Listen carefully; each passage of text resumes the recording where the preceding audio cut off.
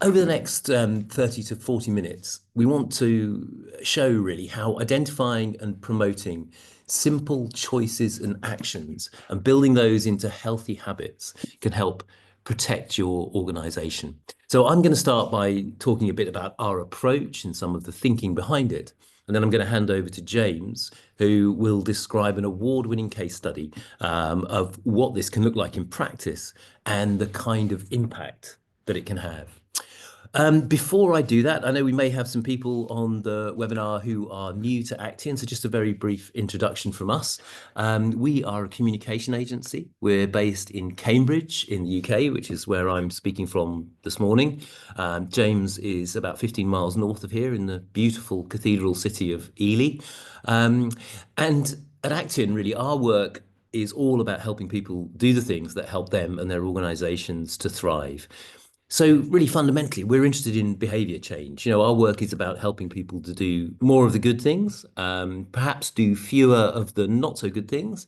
And often it's about helping people do new things altogether.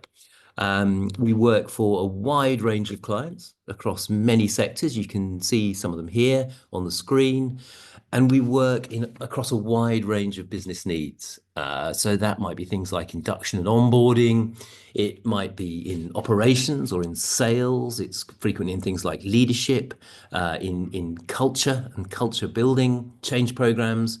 And we also do a lot of work around compliance and business integrity. And that's our focus for today. And although we'll be focused on questions really relating to business integrity, compliance, and ethics, I hope we'll be able to show how the kinds of principles that we'll be talking about can actually apply to all sorts of change and impact and progress across the organization in lots of different areas. But our focus for today is going to be on business integrity and ethics. And really, whatever we do at Actian, we emphasize the importance of speaking to the human. And of course, that's particularly relevant for questions of business integrity and conduct. Because compliance policies, procedures, and systems are important, but ultimately, their purpose is to try and help humans to do the right thing. And when you think about integrity, compliance, ethics, fundamentally, these are human characteristics. They're about the choices and actions that people use. And I guess the good news is that most of the time, for most people, humans want to do the right thing on the whole. But sometimes that can go wrong.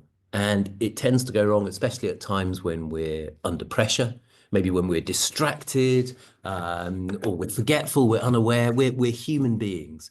And as human beings, of course, we're subject to all those normal, everyday human traits like bias and habits, preferences, social pressures, overconfidence, underconfidence. We make errors of judgment, all those sorts of everyday human things. And that's why so many compliance issues in the workplace arise from what we would call wrongdoing by good people. And I think probably all of us, have some instinctive sense of what that's like. So just to give an example, really, of what I mean, a familiar sort of example of wrongdoing by good people would be something like speed limit signs, road speed limit signs. So I expect most of us in this session are drivers, and we all know what we're supposed to do when we see road speed limit signs. We probably all, we understand why they exist, and probably most of us, most of the time, agree with what they're for, and when we're happy to comply. We don't want to cause an accident. We don't want to harm someone through speed or the speed that we're driving at. But despite that, quite a lot of the time, many of us don't quite comply with speed limits. And I'm not talking here about willfully reckless driving. I'm talking about those everyday human situations. You're distracted, you're running late for an appointment, maybe you're being tailgated by someone who's pushing you along faster than you want to go. And so even when we know what we should do, and even when in principle we're happy to do it, we may not always comply. And so I think, and there's another example of wrongdoing by good people, and this is one that actually could have impact on business integrity, is one I think we can all imagine. So, you're using your badge or your fob or your key to enter a building, and someone is following right behind you. Now, you don't recognize them and you can't see that they're wearing any ID, but they look confident. They look like they should be there. So you know that you should really challenge them. Okay. But, are you going to do it? It's awkward, isn't it? I mean, there's a social pressure kind of not to do that. So you let the person in because it's probably fine. Now you're someone, you don't want to put property or premises, you don't want to put your colleagues at risk, but perhaps you just did because of a social pressure, a social awkwardness. And so I think we all have a sense of what wrongdoing by good people looks like. And that's why it's a key risk to business integrity. It's a human risk, and human risk is probably the most significant risk to businesses, that risk of wrongdoing by good people. So how do you help people do the right thing more of the time, and when they might otherwise be under pressure, distracted, forgetful, or unaware? Well, we think you can do it. And we've had a lot of success with organizations doing it by embedding healthy habits that help people make positive choices. So that these are habits, the kind of habits that are going to build trust and resilience. And there's some simple behavioral science that will help you do it. So let's set out the challenge really, and the value really of taking this approach. So every day, people in your organization are making a huge range of choices and they're taking actions that raise issues of compliance, ethics, and integrity. So they might be spending money. They might be handling confidential data. Perhaps they are making sales or signing contracts. Maybe they're representing you to the public, even when they may not realize that they're doing that. So these and a whole host of other choices and actions that people are taking all of the time are potentially issues around compliance, integrity, and ethics. They're choices and actions that could have an impact on the security, the safety, the reputation of the organization. Now, of course, you can't address each of those moments individually, but what you can do is to identify common behaviors that will help people in most cases. And these are the common behaviors that will help people make good choices in moments that matter. So in the example that I've given, in the example of kind of conduct and compliance, simple things like stopping and thinking, asking a question, maybe of a colleague nearby or of your manager, checking, can you check a policy or a procedure to find out what the right thing to do is. Perhaps you need to speak up. Perhaps it's something that it's important enough that you need to speak up about it. So simple actions that people can take in the moment that can have a positive effect on compliance, integrity, security, and so on. Now, if you can engage people with simple choices and actions like this, and if you can prompt them to use them at the right times, you can build these actions into habits, healthy habits that help build trust and resilience into organizational culture. So I guess thinking about the main theme of the presentation, how do you help someone build a habit? Okay. And I've deliberately chosen this picture, and it kind of is the conversation that we started the webinar really with, which is we're probably all familiar with the idea of building good habits for health or well-being and things like that. From maybe something we've all tried to do at times, perhaps more successfully or less successfully. So something we're familiar with as it more in our kind of personal lives, in our own lives.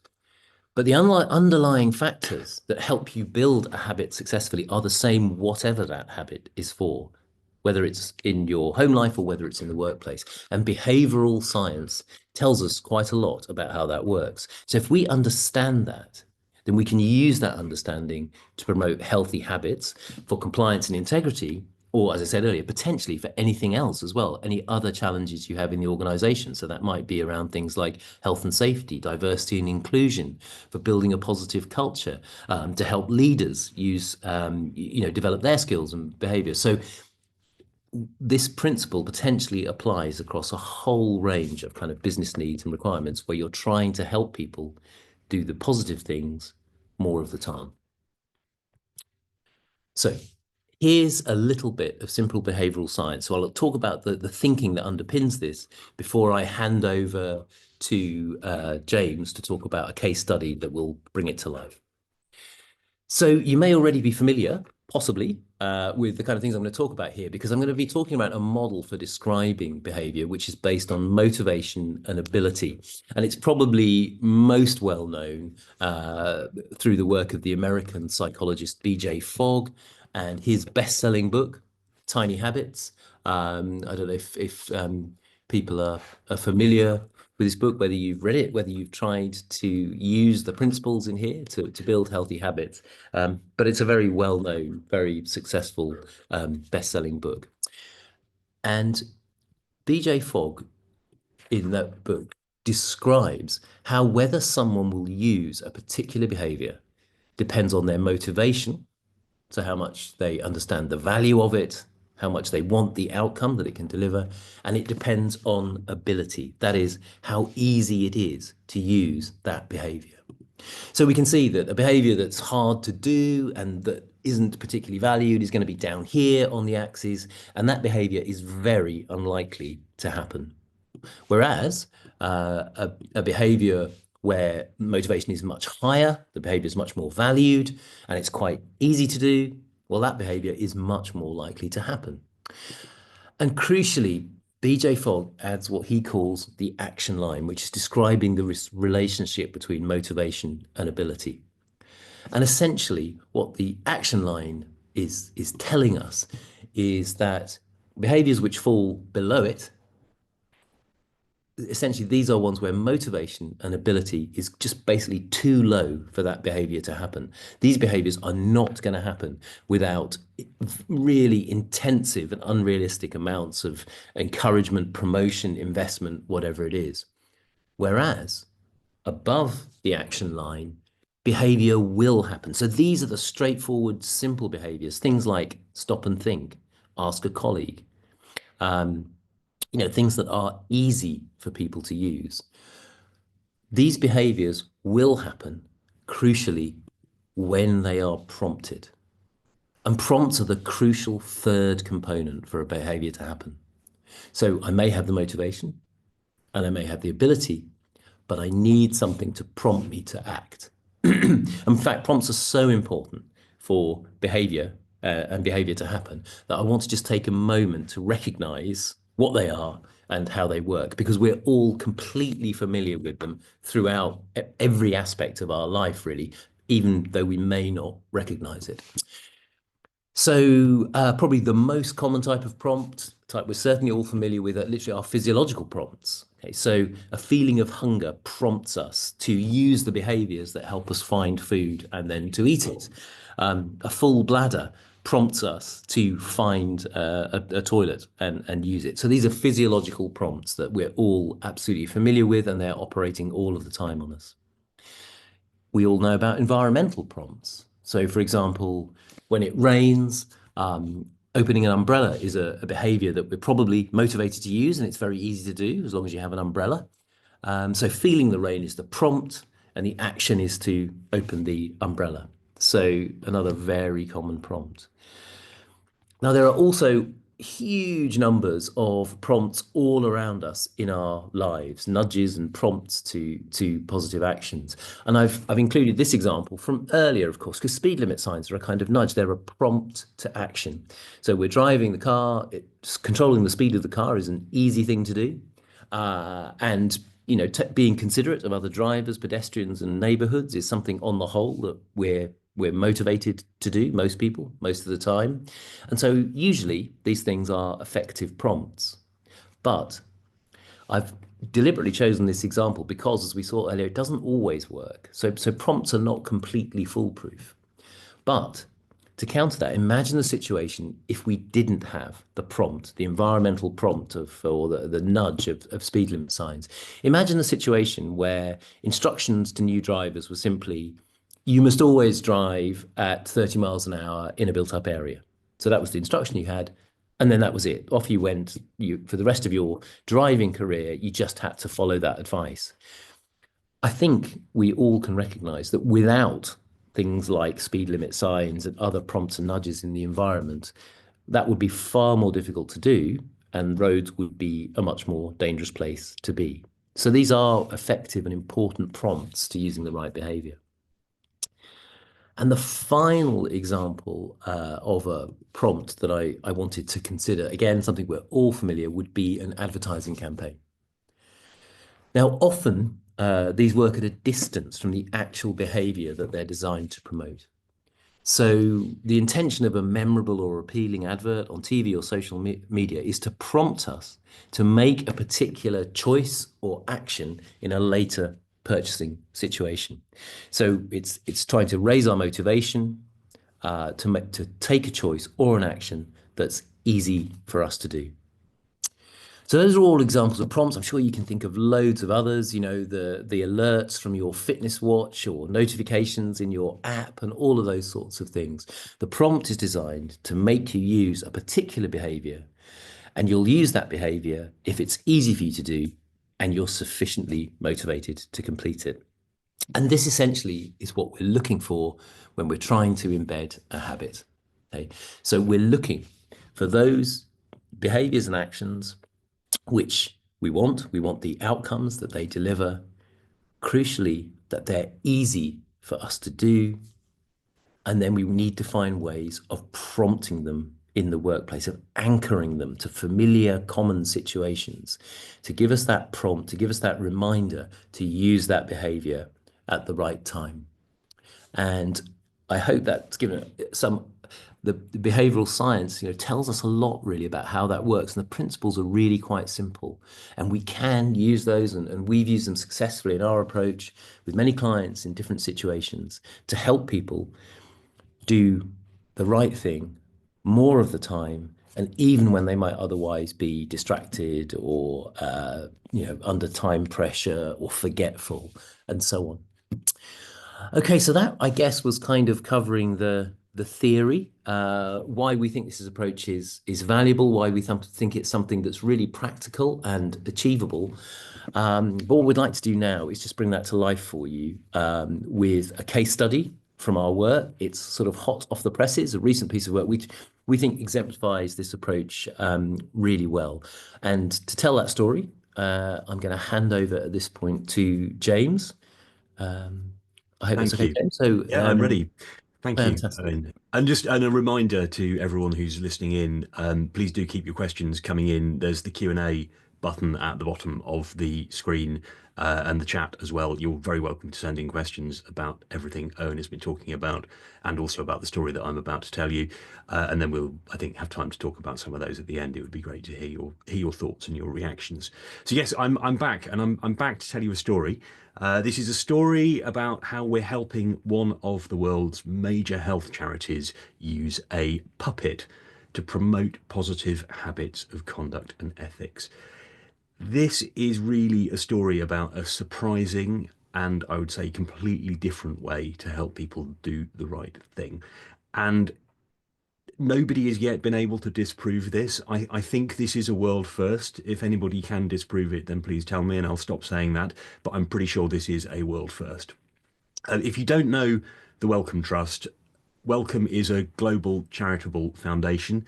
It supports science to solve the urgent health challenges facing the world. They're based in London. They fund around £2 billion of research each year, and that makes them one of the world's biggest donors. They're on a similar level to organisations like the Gates Foundation. The focus areas are climate change, mental health, and infectious disease. And ethics, governance, and risk are a crucial strategic focus for Wellcome, and that's because risks from conduct and behaviour have the potential to damage their reputation, their relationships, and ultimately their ability to deliver, to fulfil their purpose. And so they need all their colleagues to understand that it's not just what they do, but how they do it that matters. Launching a new code of ethics was a really important priority for them this year, but there's a problem, and it's not a problem that's unique to Wellcome. This is something that's true across pretty much every organization. When you talk about a code of ethics, it is fundamentally a set of policies. It's dry. Most people, I'm afraid to say, think it's really boring, and they probably don't care very much. They might care about the sort of sentiment of a code of ethics, but the actual policies are not the focus for most people. So Wellcome needed to bring the code to life. They needed to use it, and they needed to use it to influence positive behaviors in the workplace. Wellcome is full of amazing people who are changing the world for the better, and they are really proud of their work. This is a mission-driven organization. People are really proud and excited to work there. And they don't want to be held back. They don't want to be held back in that by a set of rules. So we needed to help people see how the code of ethics actually enables that to happen, how the code enables people to work better, work more safely, support each other, and at the end of the day, make sure Wellcome can deliver its important mission. So really, this story is about how you take an abstract concept like ethics. It's quite hard to do ethics. How do you take an abstract concept like ethics and turn it into positive actions that you need people to take? And doing that in a way that engages and motivates people, really, so they can say, okay, now I get why this matters. It's also a story about taking the compliance and ethics team from being the department of no, which is often how people see them, to being a department that helps people say yes with confidence. I'll show you how we did that. I'll talk a bit about the impact it's had. First, though, here's a clip from our launch video. We're going to join this mandatory compliance training webinar.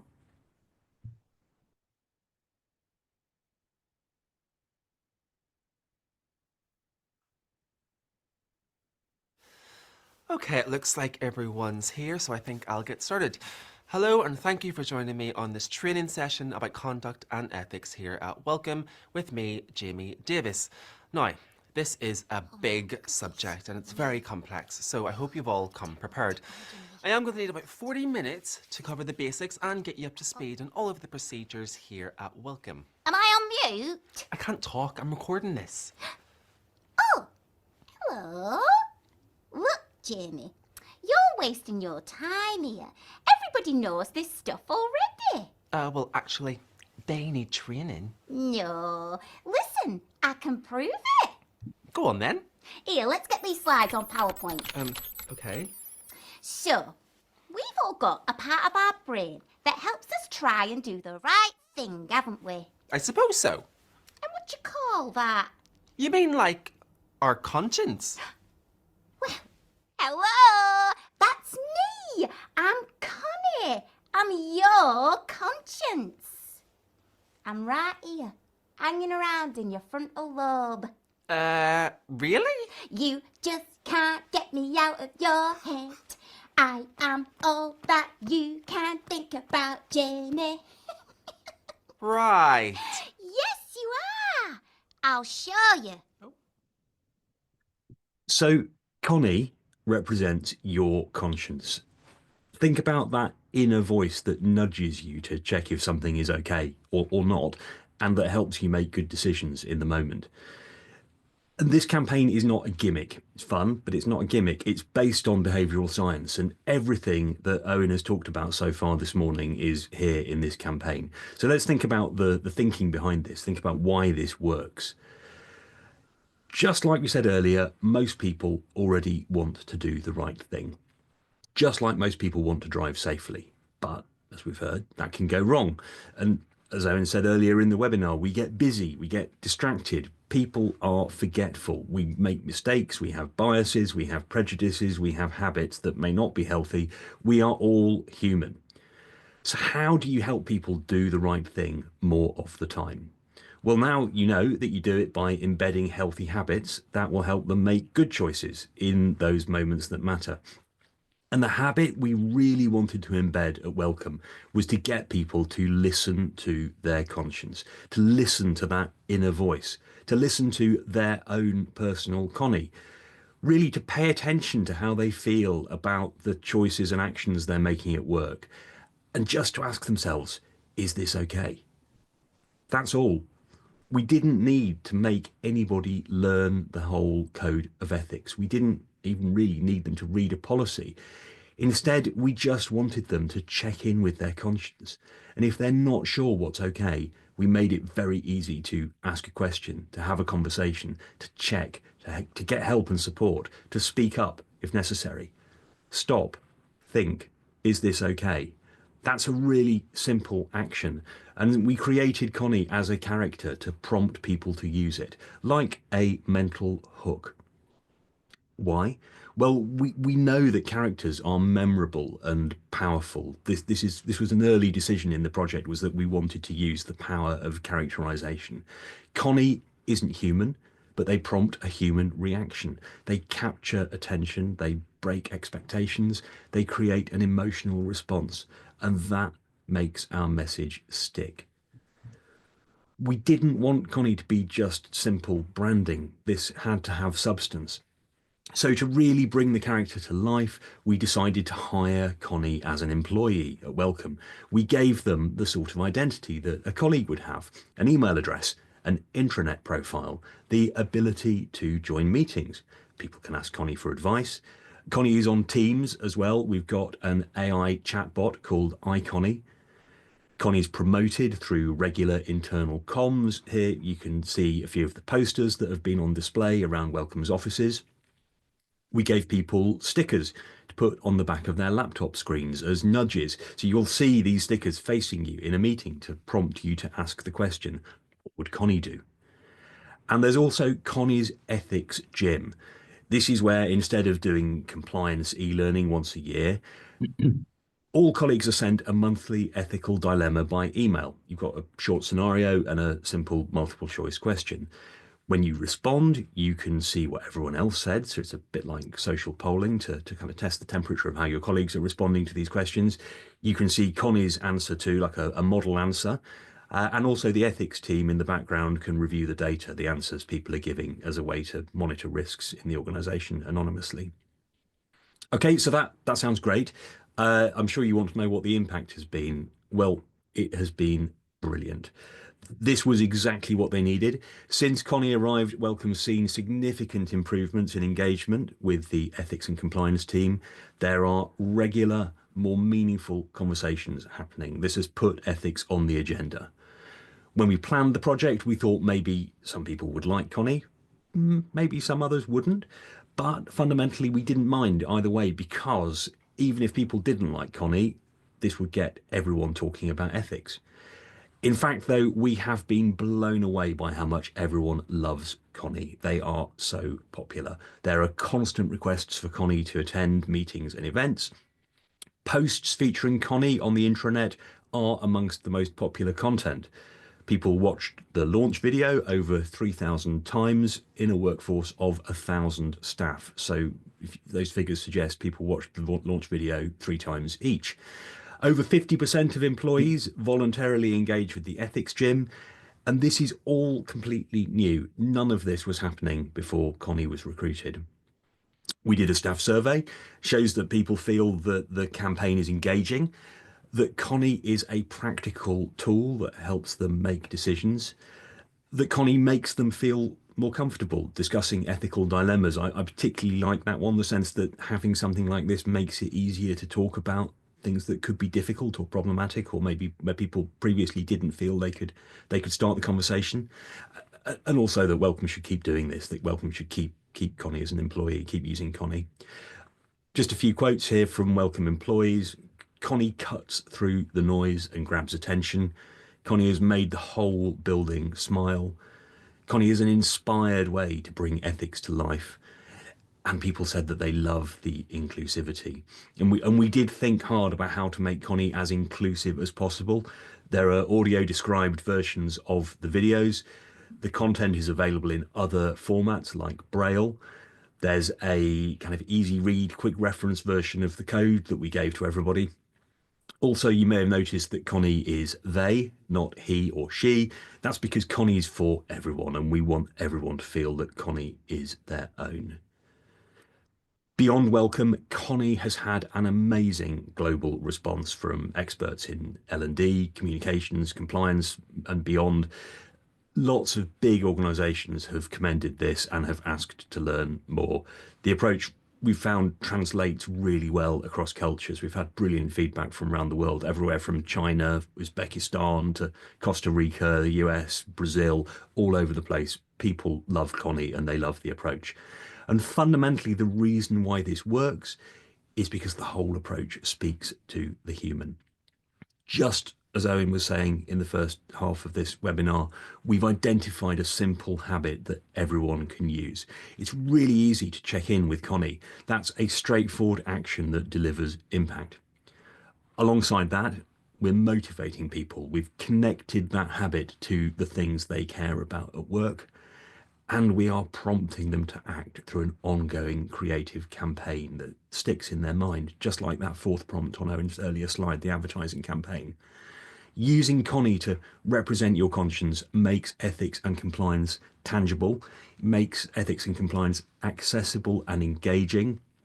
And most importantly of all, I think this is really the key, is it makes this actionable. And just to finish off the story with some positive news from the last few weeks, I'm delighted to tell you that Connie's received 2 significant awards from 2 very different bodies. In October, this project was voted the winner at the European Compliance and Ethics Conference Award. That result came from a public vote of over 6,000 compliance leaders and professionals across Europe and beyond. And then just last week, Connie won Best Use of Innovation in Employee Engagement at the Engage Awards in London. So they're 2 very different awards, very different people saying this is brilliant, we love it, and it works as well. We've demonstrated the impact as well as the idea behind it being a good one. We are really pleased that Connie's getting this external recognition. We hope you enjoyed meeting Connie this morning too. I really enjoyed talking about this project. And I played you that short clip of the launch video earlier. If you'd like to see more, then you can watch the whole thing on the Actian website. There's a story on the case studies page, which has a video, the whole of the launch video embedded in it, as well as more details about the story. And on that note, I'm going to hand back to Owen to round things off. Owen, back to you.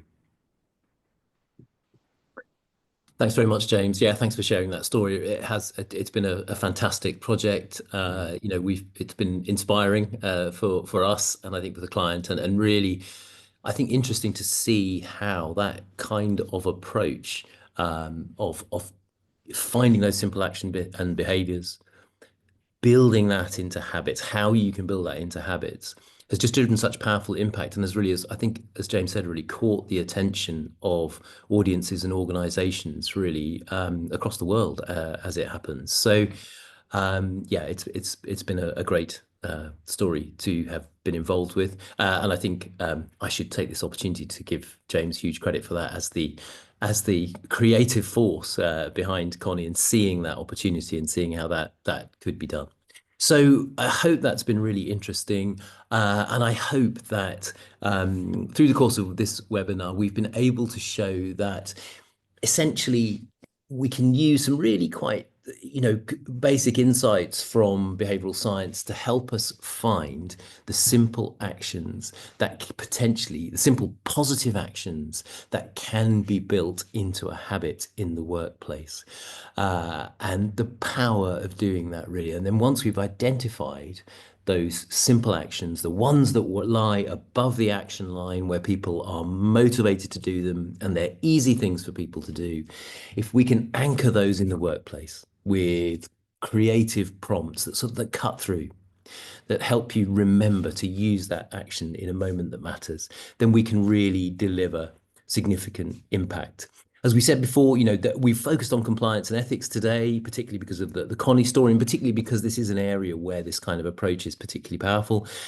But it's an approach that we're using with clients in many other business areas as well. And I think a crucial thing to say as well is that, widely in the kind of health and economic and public policy sphere generally, it's demonstrated that by far the most impactful way to drive significant change is to focus on small actions that everybody in principle can do.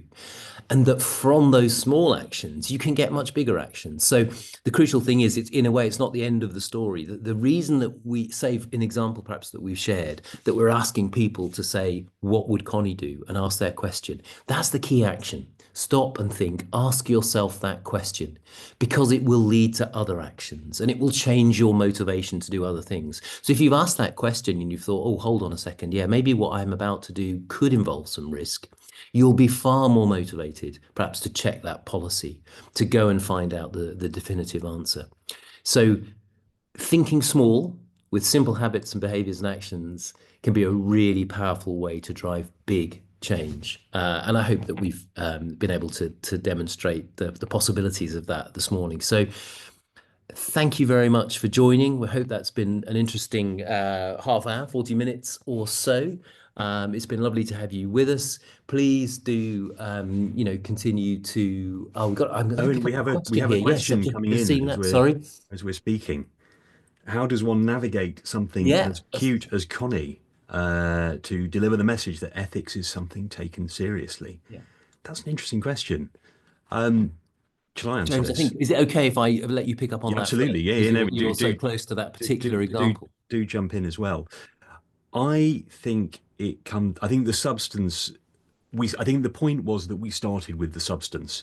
So we started with the important bit, which was the mission and the need to get people thinking about doing what's right in matters that are fundamentally very important when you're thinking about how to spend £2 billion a year on fundamentally the subjects that matter most to humanity. That is really important. And so the starting point was not, let's make ethics and compliance fun. The starting point was, we need to get people thinking about this and talking about this. And we're not going to achieve that by doing something conventional or making a sort of standard piece of content or training or doing the things that we've done before. So the idea of characterization came in early and led to the idea of, okay, the puppet actually was a kind of later addition. I think I would answer your question by saying we started with the stuff that mattered, and then we extended from that, thinking, how are we going to get people thinking about this and fundamentally acting on it and making it actionable? There are a million and more ways that we could do that, but Connie was the one that emerged as being right for this specific audience and for this group of people, but beginning with the stuff that mattered and then extending from that to a campaign concept and a way of prompting the action, thinking about the action early on and then developing that into a campaign, rather than saying, let's do something cute or fun and then kind of reverse engineering the rationale behind it. Is that a helpful answer? That's right. And I think so, James, and I think it's a great question, Yannicka, and it makes a really important point that the kind of key to this approach as well, particularly when we're talking about the prompts, is finding the prompts that are right for the organization. So this, Connie has been a fantastically successful solution for Wellcome. We're very conscious that there are plenty of organizations where it wouldn't be appropriate and something completely different would be necessary. And in a way, that's a really important part of it, is designing those prompts to be effective for the audience that you're trying to reach. And indeed, some of the other projects where we've used approaches like this, focus on habit building and simple actions, have involved, I suppose, approaches you might say were far more subtle, but potentially no less effective if they're right for the organization. I mean, if you think about the whole spectrum of possible prompts, Owen had a slide when you were summing up at the end with lots of different campaign images on, and one of them was an image of a rubber wristband, which cleverly was described as a risk band, RISK, that you wear on your wrist, and the intention is, there we go in the picture, lower right, lower right, one up from the bottom, above the Lego Batman and below the rainbow flag post box. The intention was to get people thinking about risk. So if you're wearing that on your wrist, then it's a prompt to consider risk in both a cautious way and also a positive opportunity way when it matters. So prompts can be anything. But I suppose understanding the action behind it and the reason, the thing that you want to change in the world, and understanding. James, Yannicka has just extended a question, just asking I a saw that, yes. question about how the meeting invites for Connie actually work. I'll have to hand over to you for that because I don't know the answer. There's multiple ways we can do this. So Connie exists in more than one form.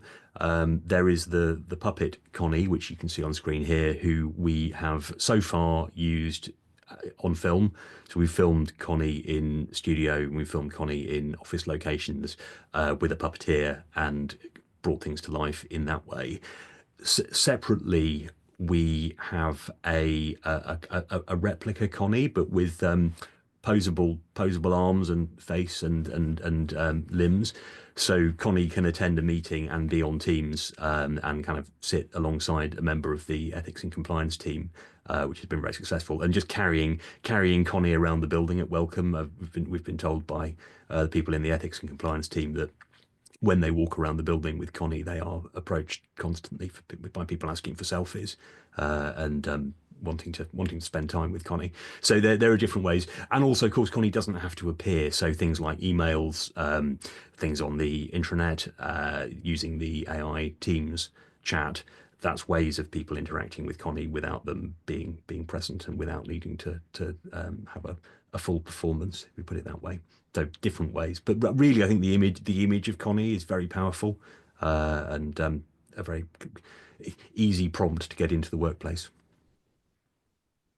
Thanks, James, and thank you, Yannicka. Great questions. And to everybody, thank you again for joining.